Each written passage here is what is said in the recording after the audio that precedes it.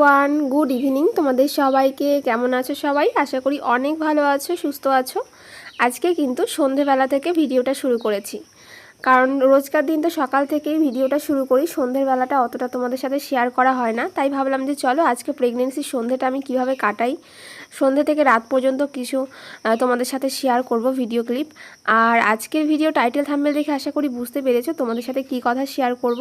আর আজকের ভিডিওতে কিন্তু আমি তোমাদেরকে বলে দেবো যে কোন ডাক্তারবাবুকে দেখাচ্ছি, কোথায় দেখাচ্ছি, আর কোন নার্সিংহোমে ডেলিভারির জন্য ভর্তি হচ্ছি। কারণ হাতে কিন্তু খুবই কম সময় রয়েছে, খুব মানে খুবই কম। তো ওই জন্য তোমরা আমার কাছে জানতেও চেয়েছো, তো ভাবলাম যে চলো আজকের ভিডিওতে তোমাদেরকে জানিয়ে দেবো যে কোন নার্সিংহোমে আমি ভর্তি হচ্ছি। তো দেখতে থাকো আজকের ভিডিওটা, আশা করি অনেক ভালো লাগবে। তো সন্ধেবেলা থেকে ভিডিওটা শুরু করেছিলাম, মা কিন্তু ওইদিকে সন্ধে দিচ্ছিল ঠাকুরের।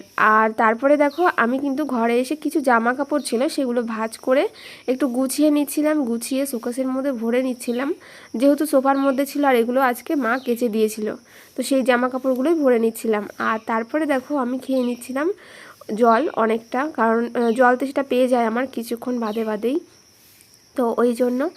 আর আজকে ভাবছি সন্ধেবেলা কিছু স্ন্যাক্স আইটেম বানাবো আর তোমাদের সাথে কিন্তু শেয়ারও করব। একদম ইউনিক একটা রেসিপি বলতে পারো, আর খুবই সহজ। তো আজকে দেখো আমি সন্ধেবেলা এখানে প্রথমে না ডিম সেদ্ধ খেয়ে নিচ্ছিলাম, যেহেতু আমার আজকে সকালবেলা ডিম সেদ্ধটা খাওয়া হয়নি, তো ওই জন্য ভাবলাম যে চলো এখন ডিম সেদ্ধটা খেয়ে নিই, কারণ সকালবেলা আমার আজকে খেয়ালই ছিল না একদমই, তো ওই কারণে। আর আজকের সন্ধ্যাটা একদম ঝিরিঝিরি করে বৃষ্টি পড়ছে, আর বৃষ্টির সময়টা জানো যে কোনো কিছু স্ন্যাক্স আইটেম বানালে বেশ কতটা মজা হয়, বেশ ভালো লাগে। তো ভাবলাম যে চলো প্রেগনেন্সির আগে এখনই খেয়ে নিই, আর মানে বেবি হয়ে যাওয়ার পরে তো আর এইসব খাবার তখন অনেক দিন খেতে পারবো না। তবে এখন খাবো ঠিকই, কিন্তু একদমই কম, মানে কম মশলা দিয়ে, তো সেরকম কোনো মশলা ইউজ করবই না। আর বাইরেটা দেখো কতটা অন্ধকার লাগছে, যেহেতু বৃষ্টি পড়ছে ওই জন্য। তো এখন হালকা একটুখানি কমেছে, তো চলে আসলাম আমি রান্নাঘরে। আর এখানটা এগুলো দেখে নিশ্চয়ই বুঝতে পারছো এগুলো কি, এই দেখো এগুলো কিন্তু চাউমিন। তো আর এখানটায় আমি নিয়েছি পেঁয়াজ কুচি, লঙ্কা কুচি, আর এখানটা রয়েছে গ্রেট করা আলু। গ্রেটার দিয়ে আমি গ্রেট করে নিয়েছি, তবে খুব পাতলাও নয় খুব মোটাও নয়। আর এখানে নিয়েছি অল্প একটুখানি রসুন কুচি, আর পেঁয়াজগুলো কিন্তু একটু বড় বড় মানে মোটা মোটা করেই কেটে নিয়েছি আমি। আর চাউমিনটা কিন্তু আমি একটু সেদ্ধ করে নিয়েছি, দেখো এখানটায় চাউমিনগুলো সেদ্ধ করে মানে গরম জলে তারপরে গিয়ে এখানে ধুয়ে নিয়েছি ভালো করে আবার। আর এর মধ্যে দেখো দিয়ে দিয়েছি আমি পেঁয়াজ কুচি, তারপর লঙ্কা কুচি, রসুন কুচি, তারপর অল্প অল্প করে লবণ, স্বাদ মতো হলুদ, আর দিয়েছি একদম অল্প পরিমাণে লঙ্কার গুঁড়ো। তো এই দিয়ে আমি এটাকে আগে ভালো করে মিক্সড করে নিচ্ছি। এবার তোমরা নিশ্চয়ই বুঝতে পারছো যে কি বানাবো আমি এটা দিয়ে। হ্যাঁ, চাউমিনের পকোড়া বানাবো আজকে। চলো নতুন একটা রেসিপি, অবশ্য নতুন নয়, এটা অনেকেই আগে বানিয়েছে, তো আমি আজকে কিন্তু প্রথমবার ট্রাই করছি, আমি আগে আর বানাইনি। তো এর মধ্যে কিন্তু হালকা একটুখানি কর্নফ্লাওয়ার ইউজ করেছি, যাতে এটা আঠার মতো আটকে যায়। তো তারপরে দেখো কড়াইতে গরম করে দিয়েছি তেল, আর এরকমভাবে পকোড়া শেপ করে যার যেমন শেপ ইচ্ছে হয় তো সেই রকমভাবে করে নিয়েছি আর ভেজে নিচ্ছি, দেখো এরকম লাল লাল করে।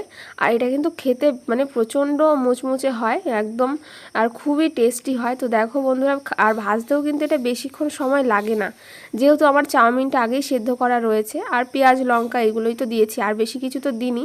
তবে এর মধ্যে কিন্তু চাট মশলা বা অন্য কিছু আরও ইউজ করলে না খুব ভালো লাগে। তবে আমি প্রেগনেন্সি টাইমে খাবো বলে আমি সেরকম কিচ্ছু এর মধ্যে অ্যাড করিনি, মানে একদম সিম্পলভাবে করেছি। আর কি কি দিয়েছি সমস্ত কিছুই কিন্তু তোমাদেরকে দেখিয়ে দিলাম। তো দেখো এক এক করে আমার কিন্তু সমস্ত পকোড়াগুলো ভাজা হয়ে যাচ্ছে। আর এটা কিন্তু আজকে একটু সস দিয়ে খাবো, আর তবে সসটাও বেশি খাবো না এই সময় যেহেতু, আর সসটা তো বাইরে। আমার কিন্তু একদম কমপ্লিট হয়ে গেছে পকোড়া বানানো, আর দেখো কতটা সুন্দর লাগছে দেখতে। তবে দেখতে যতটা সুন্দর লাগছে খেতেও কিন্তু তার থেকেও বেশি ভালো হয়েছে। তো এই দেখো একদম মুচমুচে হয়েছে, সস দিয়ে খেতে খুবই ভালো লাগছে, খুবই টেস্টি। তোমরা কিন্তু বাড়িতে অবশ্যই একবার ট্রাই করতে পারো। আর যেহেতু বাইরের খাবারটা বেশি এখন খাওয়া যাবে না, তো এইভাবেই এখন খাচ্ছি ঘরের মধ্যে কিছু বানিয়ে। তারপরে খাচ্ছিলাম হচ্ছে ঘুগনি। আর আজকে রাতে কিন্তু দুধ খাবো না বা সন্ধেবেলাও দুধ খাইনি, তোমরা দেখেছো। যেহেতু আজকে পকোড়া তারপর ঘুগনি এসব খাচ্ছি, এইসব খাবারের সাথে আজকে দুধটা অ্যাভয়েড করব, নয়তো অসুবিধা হয়ে যাবে। আসলে এগুলো নিজের বুঝে চললে কোনো আর প্রবলেম হয় না। তো মানে রোজকার দিন তো আর এইসব খাই না, ওই হয়তো খুব মাঝে মধ্যে ইচ্ছে হলে তখন। তো চলো বন্ধুরা, আমি খেয়ে নিই, তারপর কিন্তু তোমাদের সাথে কিছু কথা শেয়ার করতে চলে আসছি। তো বন্ধুরা, তোমাদের সাথে কিন্তু আবার দেখা করতে চলে আসলাম আর একটা নতুন ভিডিও নিয়ে। তোমাদের সাথে আজকে কিছু কথা শেয়ার করব। আর ভিডিও টাইটেল থাম্বনেল দেখে আশা করি বুঝতে পেরেছো তোমাদের সাথে কি কথা শেয়ার করব। আগের দিন তো আমি বলে দিয়েছিলাম যে আমি হসপিটালে ভর্তি হচ্ছি না, নার্সিংহোমে। তো হসপিটালে আমি কার্ড করে রেখেছি সমস্ত কিছু, আর নার্সিংহোমেও সমস্ত কিছু করার রয়েছে। নার্সিংহোমে করা রয়েছে বলতে যে ডাক্তারবাবুকে আমি দেখাচ্ছি উনি ওই নার্সিংহোমেই ওটি করেন, মানে সেখানে কথা বলে রেখেছি সমস্ত কিছু।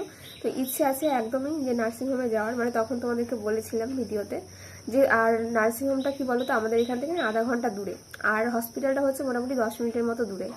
তো মানে যদি ইমার্জেন্সি কোনো প্রবলেম হয়েছে তাহলেই একমাত্র হসপিটালে যাব, তাছাড়া যাব না। আমি বলেছিলাম যে নার্সিংহোমে যাওয়ার ইচ্ছেই রয়েছে। তার কারণটা হচ্ছে যে ডাক্তারবাবুকে দেখাচ্ছি, মানে প্রথম থেকে 1-1.5 মাস থেকে তোমরাও অনেকে বলেছে যে ডাক্তারবাবুকে দেখাচ্ছ একদম প্রথম থেকে ওনার হাতে ওটি করলে একটু মানে সাহস লাগবে, নিজের মনে ভয়টা অতটা লাগবে না, বা ওটা একটা ভালো। কারণ তিনি আমার সম্পর্কে সমস্ত কিছু মানে জানেন, যে মানে প্রথম থেকে দেখে আসছেন যেহেতু, সেক্ষেত্রে কী হয় আমার সুবিধা হবে, আমার নিজের জন্য আর কি একটু ভালো হবে।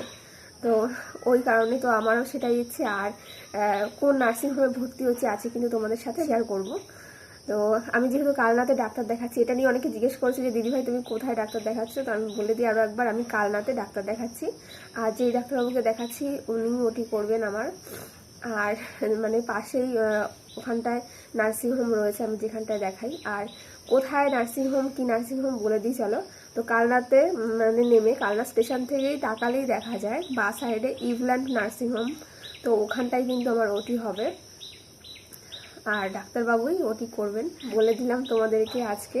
এখান থেকে নেমে জাস্ট মানে 2 মিনিটও লাগে না, তাকালেই দেখা যায় ওইটুকু। তো ওখানটাই হবে। আর কবে ভর্তি হচ্ছি কি না হচ্ছি তোমরা খুব তাড়াতাড়ি ভিডিও পাবে, 4 দিনও লাগবে না, 2-3 দিনের মধ্যে ভিডিও পেয়ে যাবে। আর মানে কি হাতে খুবই কম সময় হয়ে গেছে। তো তোমাদের দাদাভাইকেও মানে কিছু জিনিস নিয়ে আসতে বলবো, আসলে সব কিছু আমার গোছানো এখনও হয়নি। মানে এই যে নার্সিংহোমে যাবো, ব্যাগপত্র তো গোছাতে হবে, কিছু কিছু জিনিস নিতে হবে নিজের দরকারের জন্য, বেবির জন্য বা যাই হোক।